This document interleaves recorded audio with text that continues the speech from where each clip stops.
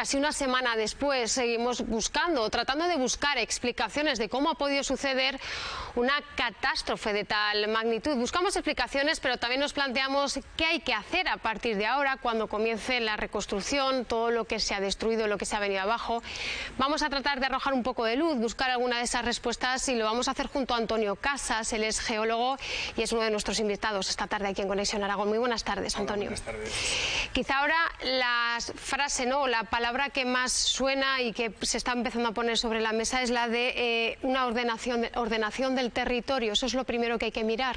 Es que parece que dentro de la ecuación, dentro de la ordenación del territorio, el primer factor que tendría que entrar en la ecuación es la de los riesgos naturales, ¿no? Y los riesgos naturales más importantes son los terremotos y las inundaciones. Entonces, eso es lo primero que tendría que contar antes de empezar a hacer cualquier cosa. El problema es que muchas veces la ordenación del territorio y del territorio urbano ha sido la no ordenación. Es decir, que las cosas, de alguna forma, cada uno, cada administración y cada particular muchas veces decida por su cuenta qué se hace en cada sitio, y ese es el primer eslabón de la cadena que hay que controlar para intentar minimizar los riesgos o las catástrofes como esta que ha ocurrido.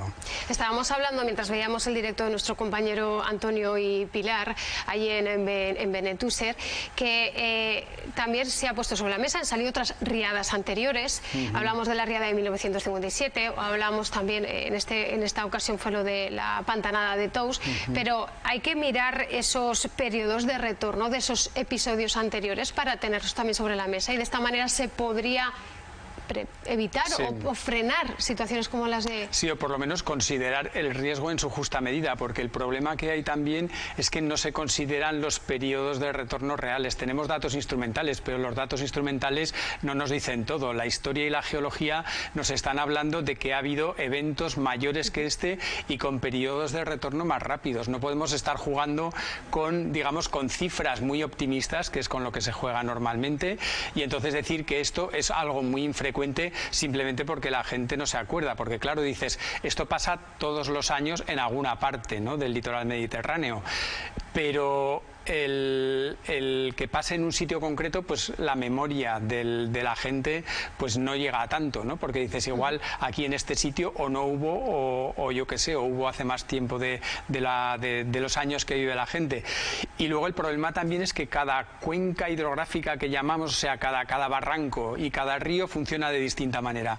Entonces, si no somos capaces de entender cómo funcionan, y eso es la primera labor que habría que hacer, el saber cada cuánto tienen una inundación de este tipo, cuáles son lo que llaman los tiempos de concentración, ¿no?, el tiempo que tarda desde la precipitación en un sitio hasta que sale el agua por una zona poblada o no poblada o con riesgo. Entonces, todas esas cosas hay que conocerlas, y para conocerlas hay que estudiarlas.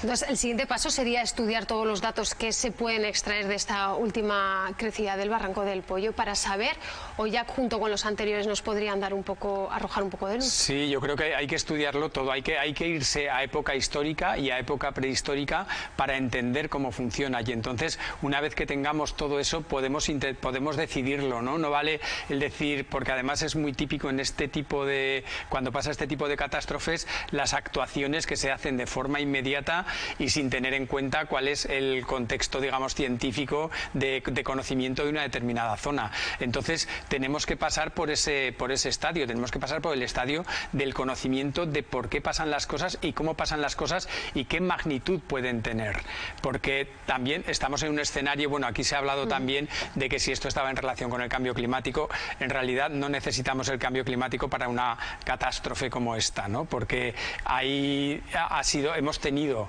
lluvias como esta también en tiempos anteriores donde no era tan importante el cambio que estamos experimentando ahora a nivel global, pero probablemente este tipo de eventos con el cambio climático van a ser más frecuentes y más intensos probablemente. Entonces tenemos ese conocimiento, es importante porque tenemos que estar preparados si queremos que, digamos, hacer eso, una ordenación del territorio y sobrevivir en estas condiciones. Nombrabas la intensidad, enseguida hablamos de la intensidad del momento en el que cayeron esas precipitaciones, y los vecinos nos contaban que en apenas 10-15 minutos es cuando oyeron el agua que venía, pero antes les queremos mostrar que los servicios de rescate, los vecinos y voluntarios trabajan, ya lo han visto, sin descanso para tratar de devolver en la medida de lo posible, la normalidad a las localidades afectadas por la Dana. Este fin de semana se ha localizado con vida a una mujer en un coche después de 3 días. Pero sin duda las últimas horas han estado marcadas por la visita de los Reyes a Paiporta y el abucheo de los vecinos a las autoridades. Vean.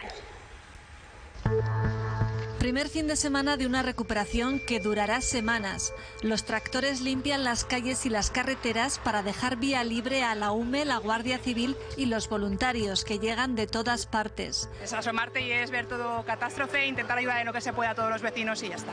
La ayuda llega de todo el país, también desde Aragón, con un dispositivo del Gobierno autónomo y bomberos que trabajan en coordinación con los equipos valencianos. Estamos haciendo achique de áreas inundadas por el agua, de áreas pues, como son garajes, sótanos, áreas de trasteros. Asimismo también hemos hecho una exploración para la distribución de la ayuda humanitaria y al mismo tiempo una evaluación también incluso de, pues, bueno, de realidades sanitarias y otra serie de cosas que pueden ser necesarias. Los voluntarios dejan otra de las imágenes del fin de semana. Más de 10.000 personas salían desde Valencia a Chiva, Picaña y Paiporta para ayudar a pie de calle. Vamos a ayudar en lo que se pueda, en lo que nos pidan y ya está. Toda ayuda que se pueda aportar es necesaria, la verdad.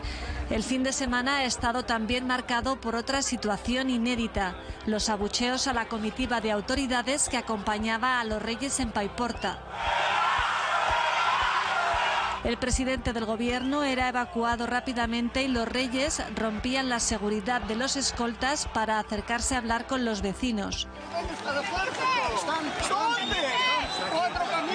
La tensión acumulada estallaba en la calle y los vecinos pedían ayuda a los Reyes. El aviso rojo por lluvias volvía a activarse este domingo en el litoral sur de Valencia y volvía la alarma entre los vecinos. La Dana deja de momento más de 200 muertos, pero se prevé una cifra mayor. Muchos vecinos buscan todavía a sus familiares que pueden aparecer bajo amasijos de ramas como este o en coches y garajes a los que hasta el momento ha sido imposible llegar. Nos habíamos quedado hablando con Antonio, geólogo, de esa concentración, porque decíamos concentración en la cabecera del barranco, Antonio, de un número de precipitaciones y luego en muy poco lapso de tiempo, en apenas 10-15 minutos, algunos de los vecinos nos comentaban cómo había llegado ese barranco, cómo es esas concentraciones. Sí, en cada cuenca, lo que llamamos, por eso decía que es muy importante el conocimiento de cada cuenca, porque dependiendo de la vegetación que haya, de los usos del suelo, de la pendiente, de todo eso, el agua que está cayendo en una parte de la cuenca, en la cabecera normalmente, pues llega antes o más tarde a la zona en la que hay riesgo. Entonces, aquí por ejemplo en el Barranco de la Muerte ya conocemos el caso que en muy poco tiempo, el caso de Viescas, eran cuencas muy pequeñitas, pero llovió mucho y en muy poco tiempo se te forma un caudal que es que no hay quien lo resista, ¿no? Y aquí pues pasó algo parecido. Lo que pasa es que aquí se está hablando de tiempos de llegada desde que llovió en cabecera hasta que llegó a Paiporta, en este caso, pasaron más de 2 horas y media o de ese entorno, ¿no? O sea, que en principio si tienes además sistemas de aviso a lo largo de la cuenca, estaciones de aforo, puedes avisar a la gente para que salga o para que se ponga a salvo. Y para que se ponga a salvo. Estamos hablando de ese periodo de 2 horas. En el sitio, en las localidades hablaban, claro, que ellos lo vieron en apenas 10 minutos, sí, ¿no? Prácticamente. Sí. Vamos a ir ahora mismo en directo porque nos atienden desde Valencia uno de los bomberos que está trabajando allí en Zaragoza. Me van a permitir que lo busque. Si su nombre es Florencio Pascual, bombero de la Diputación Provincial de Zaragoza. Muy buenas tardes, Florencio. Hola.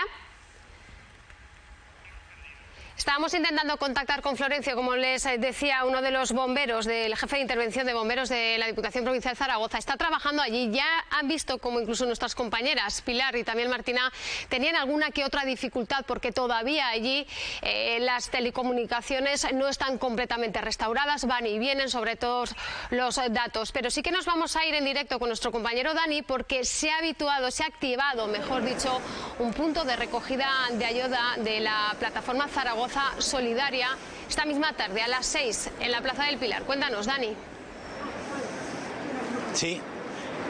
Sí, emociona ver este río de solidaridad aquí en la Plaza del Pilar de Zaragoza. Pau, muy buenas tardes. Hola, buenas tardes, ¿qué tal? ¿Cómo surgió esta iniciativa? Porque se ha hecho viral, creo que la compartió Nayara y a partir de ahí ya vemos lo que ha generado. Bueno, Zaragoza Solidaria es una asociación que nació en pleno confinamiento, en plena pandemia, por lo tanto es nuestro ADN y bueno, cuando vimos todo el desastre de la Dana en la región de Valencia, pues nos pusimos a hacer lo que mejor sabemos hacer, nuestro ADN y nuestros inicios. ¿Cuándo puede traer la gente el material? ¿Qué días vais a estar? ¿En qué horarios?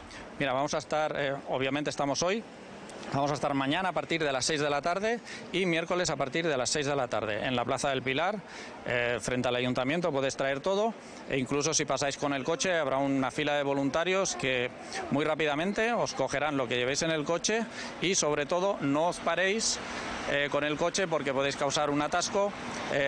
Lo interesante es que vengáis, dejáis esto y sigáis circulando para no causar un atasco.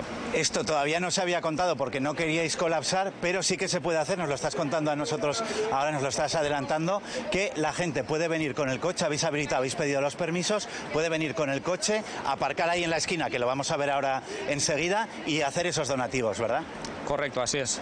Vamos a verlo. ¿Qué es lo que se puede entregar? Vemos, por ejemplo, que hay gente que está parando aquí con el coche. ¿Qué es lo que más se necesita? ¿Qué es lo que más necesitan en Valencia? A ver, actualmente la mayor necesidad son, yo siempre digo, cosas de jardinería. Tienen que limpiar calles, tienen que limpiar lodo, tienen que limpiar tierra, pues todo lo que os imaginéis que podéis necesitar para el jardín, para limpiar un jardín, es lo que necesitan allí para limpiar las calles. Luego también pues necesidades como cosas sin gluten que están escaseando, pañales para niños, leche de continuación, todo eso es lo que más está escaseando. También alimentos, o sea, vamos a coger cualquier cosa, pero lo que primero que va a viajar son las cosas que nos estamos enterando que son más necesarios. Y estas furgonetas que vemos por aquí, ya ha habido un compañero vuestro que nos ha dicho que ya habéis enviado casi un tráiler y un par de furgonetas. ¿Por dónde van a viajar? ¿Cómo vais a organizar ese viaje? Actualmente tenemos la información de que la A23, nuestra autovía, que va hasta Valencia, es el tránsito más correcto para ir hasta allá.